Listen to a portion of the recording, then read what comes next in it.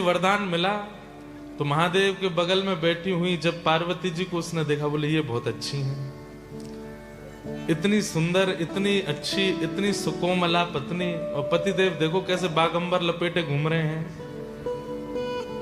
अगर ये हमारी हो जाएं तो जीवन धन्य हो जाएगा हमारा। और उसके लिए क्या करें, बोले इनके जो पतिदेव हैं इनको जला के भस्म कर देते हैं, जब ये भस्म हो जाएंगे तो हम इनसे ब्याह कर लेंगे। महादेव ने ही वरदान दिया, और जैसे वरदान दिया तथास्तु, तो हाथ उठा करके महादेव के पीछे ही भागा, बोले आपको ही भस्म करूंगा। महादेव बोले भले आदमी, हमने वरदान दिया है, मैंने दिया है। बोले इसी तो आपको ही नष्ट करना है ताकि आपकी जो गृहिणी है हमारी हो जाए। वैसे तो देखो महादेव संहार के देव हैं, उनको किसी के उनके ऊपर कोई प्रभाव नहीं हो सकता है। लेकिन बात ये हो जाती कि अगर महादेव नहीं भागते तो लोगों में ये भी तो बात आ जाती कि निश्चित है वरदान लाभकारी, वरदान में शक्ति नहीं होगी, वरदान में इतनी ताकत ही नहीं होगी, इसीलिए महादेव नहीं भागे। वरदान ताकतवर था इसीलिए महादेव भागे, दौड़े, दौड़ते दौड़ते सब जगह भागे, लेकिन वो पीछा नहीं छोड़ा। तब भगवान श्रीमन नारायण आए। नारायण भगवान ने आकर के शंकर, कहां दौड़े दौड़े जा रहे हो महाराज? बोले भस्मासुर पीछे भाग रहा है जलाने को हमको। बोले आप भी बड़े भोले हो, देख तो लिया करो ठोक पीट करके कि कैसा भक्त है, कोई कुछ भी चढ़ा देता है, आप तो इतने प्रसन्न हो जाते हो। महादेव इसीलिए भोले बाबा कहलाते हैं, बहुत जल्दी प्रसन्न होते हैं। एक चोर चोरी करने के लिए गया तो शंकर जी के ऊपर घंटा लगा था बहुत बड़ा, तो घंटा चोरी करने के लिए उसको कोई चढ़ने का साधन नहीं हुआ, शंकर जी पे ही चढ़ गया।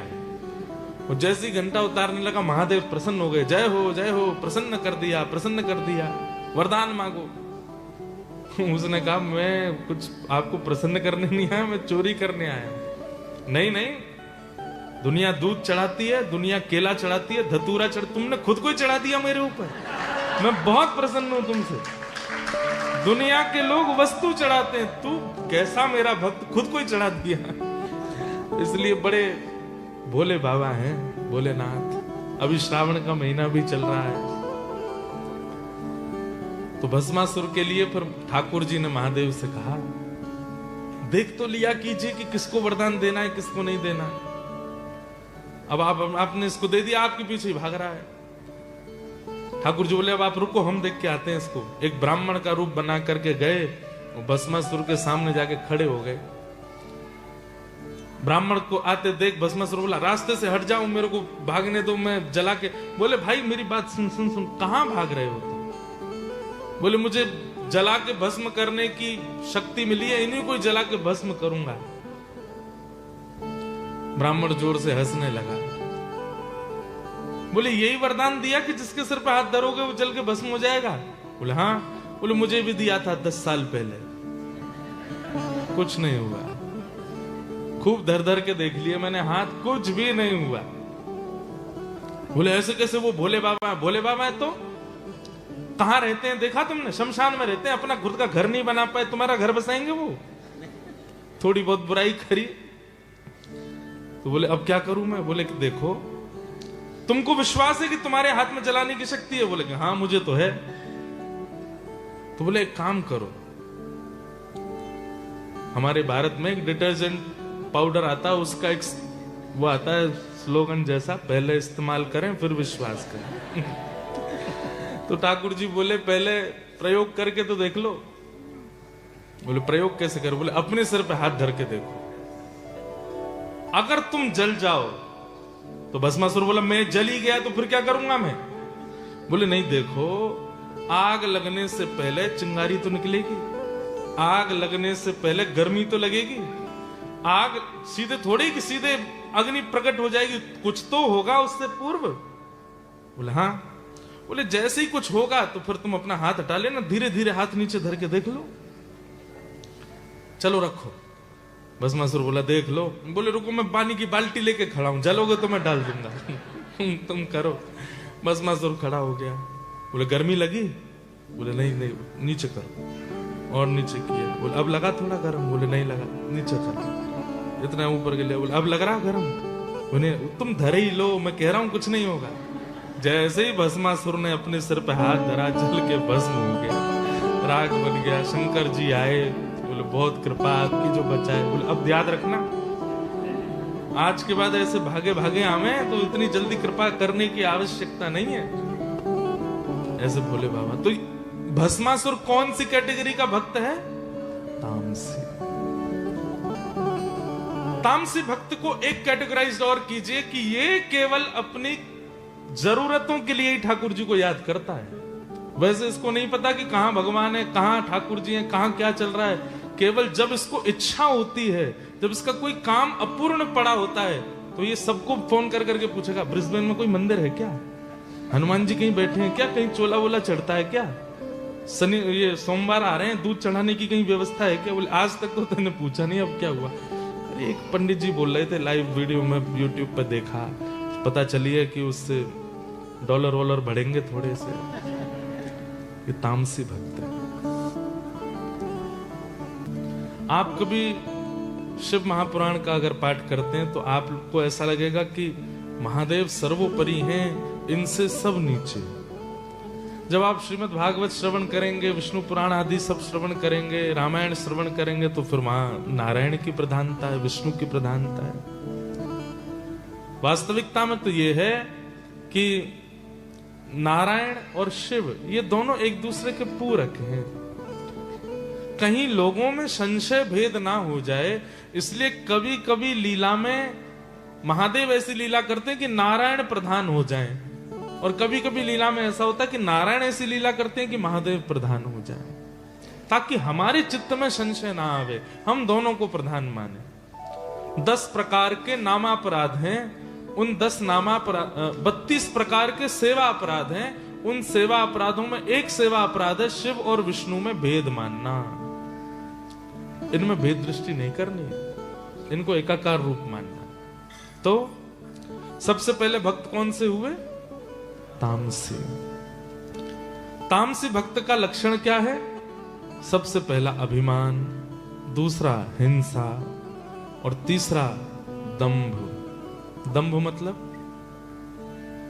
दंभ का मतलब क्या होता है? पाखंड। मतलब भक्ति नहीं है चित्त में, लेकिन लगता है कि अगर मैं ऐसा करूंगा तो आकर्षण बनेगा लोगों का, या फिर मेरी थोड़ी वैल्यू हो जाएगी, या कुछ भी। वो ठाकुर जी को प्रसन्न करने के लिए भजन नहीं कर रहा है, दूसरों को दिखाने के लिए ठाकुर जी का तिलक लगाता है, भजन करता है, नाम जपता है, बोलता है। ये दंभ तामसी भक्त का तीसरा लक्षण है, दंभ करना। लेकिन एक बात बोलें, हमारी भक्तमाल जी में नाभा गोस्वामी जी आज्ञा करते हैं कि अगर कोई व्यक्ति दंभ करता है, नाटक करता है भजन का, तो कई बार नाटक करते करते भी ठाकुर जी की कृपा हो जाती है और वो नाटक वास्तविकता में परिवर्तित हो जाता है। इसका एक प्रमाण है, गुजरात के कितने लोग बैठे हैं यहाँ पे? हमारे गुजरात में एक भगवान के परम भक्त हुए, उनका नाम था नरसिंह मेहता। क्या नाम था? नरसिंह मेहता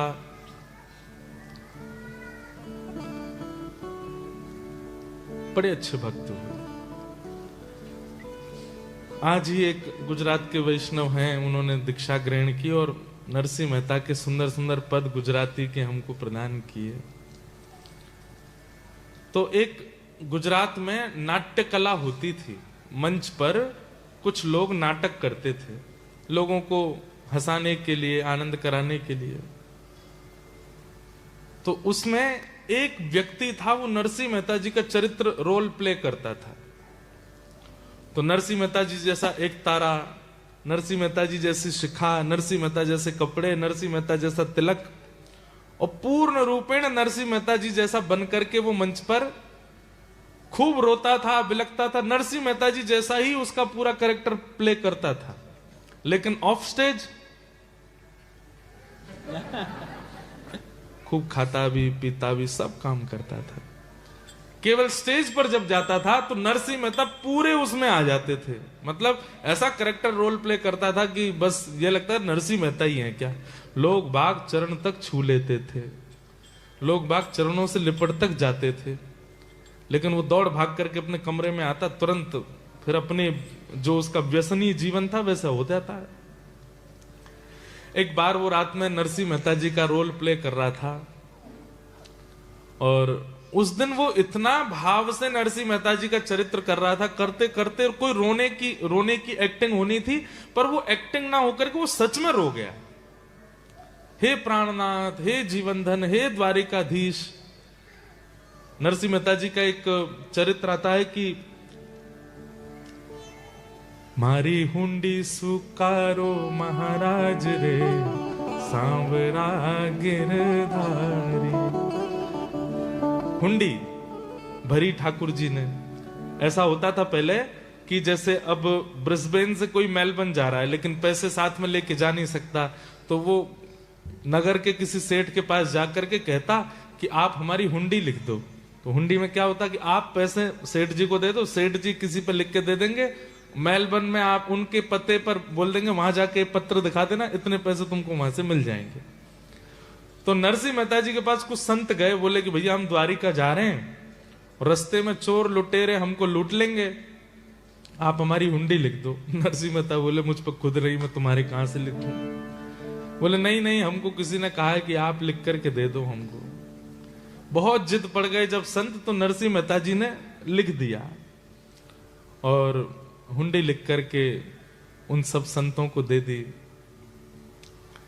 संत जन जब सब गए द्वारिका, तो नरसिंह मेहता रोने लगे, मैंने संतों के लिख तो दी पर मेरा कोई वहां है नहीं, मेरा तो एक ही जानकार है, द्वारिकाधीश सांवरिया मेरे जानकार हैं।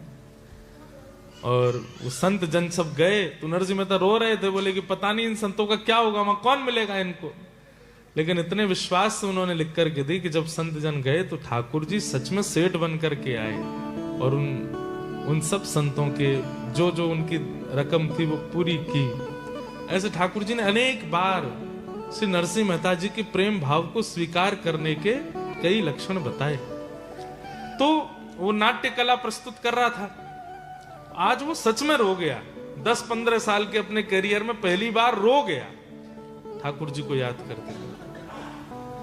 बहुत विलंब हो गया था, तो अपनी ड्रेस उतारी नहीं, अपना मेकअप वगैरह उसने पहुंचा नहीं, वो ऐसे ही घर जाने लगा। अर्धरात्रि का समय अपने घर जा रहा था, थोड़ी देर में उसको पायल की आवाज आने लगी, छम छम छम छम ध्वनि आने लगी। उसने देखा, बोले छम छम कौन, कहां से आ रही है आवाज? इतने में चंदन की सुगंधी आने लगी, दिव्य प्रकाश पीछे से जैसे मानो लगने लगा। पीछे मुड़ करके जैसे ही उसने देखा, साक्षात द्वारिकाधीश खड़े हैं, और द्वारिकाधीश नरसिंह मेहता को जैसे मानो अपनी ओर बुलाने के लिए आ रहे हो। पीछे देख करके उसने पहले तो वो स्तब्ध हो गया, मुख से वचन नहीं निकले, हाथ पैर कांपे। मेरे नरसी, मेरे नरसी, मेरे पास आ जा मेरे नरसी, और पकड़ करके उस व्यक्ति को अपने हृदय से लगा। पहले तो सुध बुध खो गई, उसके बाद जब होश आया तो इतना रोया ठाकुर जी के चरणों में प्रणाम करके। ठाकुर जी उसको नरसी नरसी बोले, अरे मेरो नरसी, अरे मेरा नरसी, तू मेरे पास आ जा, तू मेरे हृदय से लग जा। ठाकुर जी भूल गए कि ये नरसिंह मेहता नहीं है। तो उसने थोड़ी देर बाद याद दिलाया, नाथ आपकी कृपालुता की तो मैं नजर उतारूं, बलैया लूं कि आप इतने कृपालु हैं, लेकिन मुझे बताने में बहुत खेद हो रहा है, मैं नरसिंह नहीं हूं, मैं तो उसका नाट्य करने वाला हूं। जैसे उसने कहा मैं नाट्य करता हूं, तो ठाकुर जी स्तब्ध हो गए। अरे तू मेरा नरसिंह नहीं? तेरे नेत्रों से आंसू आए थे, तू अभी थोड़ी देर पहले मुझे पुकार रहा था, वो सब नाटक था। ठाकुर जी ऐसे मतलब हुए कि जैसे मानो कितने दुखी हो गए हों। और ठाकुर जी वहां से अंतर ध्यान हो गए, सुनते ही कि ये नरसिंह नहीं है। तो जो व्यक्ति नरसिंह का रोल निभाता था, उसने आज विचार किया, मेरा आचरण शुद्ध नहीं, मेरा व्यवहार शुद्ध नहीं, मेरे विचार शुद्ध नहीं, मेरी क्रियाएं शुद्ध नहीं, केवल नाटक करता हूं, धन कमाने के लिए नरसिंह मेहता बनता हूं। और वो नाटक करते करते करते करते 15 वर्ष में पहली बार अश्रु जो निकले, ठाकुर जी प्रकट हो गए। यदि 15 वर्ष में वास्तव में नरसिंह मेहता जैसा आचरण किया होता, तो आज मुझे क्या प्राप्त होता? आज मुझे ठाकुर जी अपने संग लेकर के चले जाते, जीवन के इस चक्र में मुझे फंसना ना पड़ता। और उसी दिन उसने अपने सारे व्यसनों का त्याग किया, और फिर वो जीवन भर नरसिंह मेहता जी की तरह ही रहा। ठाकुर जी ने एक क्षण तो अब इस भाव में दंभ को तामसी भक्त कहा गया, लेकिन कई बार दंभ करने वाले पर भी अगर हरि अनुग्रह हो गया, ठाकुर जी अगर प्रसन्न हो गए, तो दंभ करने वाला भी स्वीकार किया जा सकता है। इसलिए यहां पे एक छूट मिल सकती है आप लोगों को कि भले ही पाखंड से सही करो तो सही, भजन ही करो, गलत काम मत करो, गलत आचरण मत करो, कम से कम तिलक ही लगा लो, नाटक में ही लगा लो। क्या पता लगाते लगाते लगाते कभी ठाकुर जी रीझ गए तो। दंभ,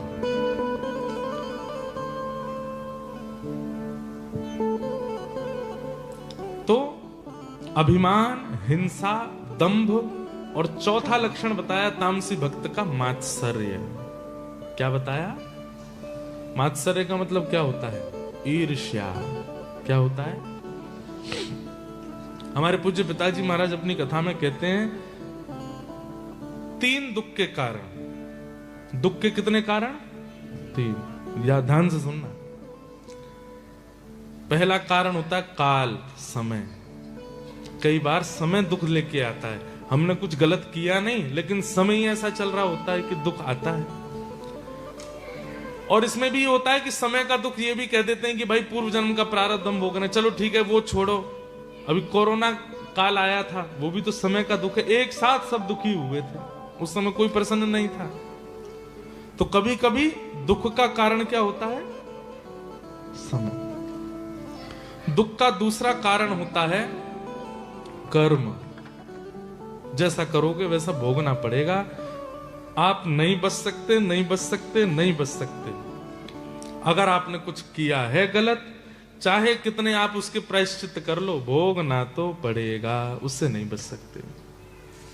हाँ, ये हो सकता है कि भजन मार्ग में आने से, स्वयं को परिवर्तन करने से, अपनी गलतियां स्वीकार करने से, स्वयं का जीवन शुद्ध करने से, जो पहाड़ गिरने वाला था प्रारब्ध के रूप में, अब वो कंकड़ बन के गिरेगा, लेकिन गिरेगा जरूर। वो पहले चोट इतनी देने वाला था, अब इतनी देगा, लेकिन देगा जरूर। तो कर्म लौट करके आता है। तो दुख का पहला कारण काल, दुख का दूसरा कारण कर्म, और दुख का तीसरा कारण स्वभाव। किसी किसी के स्वभाव में ही दुख होता है। उनको कितना भी अच्छा करके दे दो, कितनी भी उनके लिए तुम योग्यताएं कहो, फिर भी दुखी ही रहते हैं।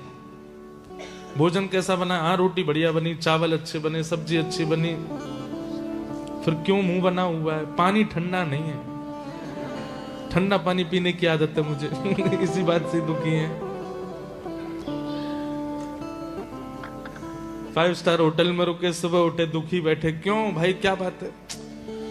तकिया अच्छी नहीं थी, सब बढ़िया था, प्लो अच्छी नहीं थी, इसी बात से दुखी है। छोटी छोटी चीजों पर नाराज हो जाते हैं, छोटी छोटी चीजों से दुखी हो जाते हैं, स्वभाव से दुखी। इनका स्वभाव में दुख है। ये पूरे कार्यकाल में, पूरे अपने उस नियोजन में ये नहीं देखते अच्छा क्या हुआ, ये देखते बुरा क्या हुआ था। आप ब्याह में गए थे भारत, सब बढ़िया हुआ? हाँ बढ़िया था, ठीक था, फिर क्यों इतने दुखी क्यों लग रहे हो? लिफाफा बहुत कम बनाया हमारा इसीलिए दुखी है। गुलाब जामुन में टेस्ट नहीं था, ये दुखी है। ये कोई दुख के कारण होते हैं?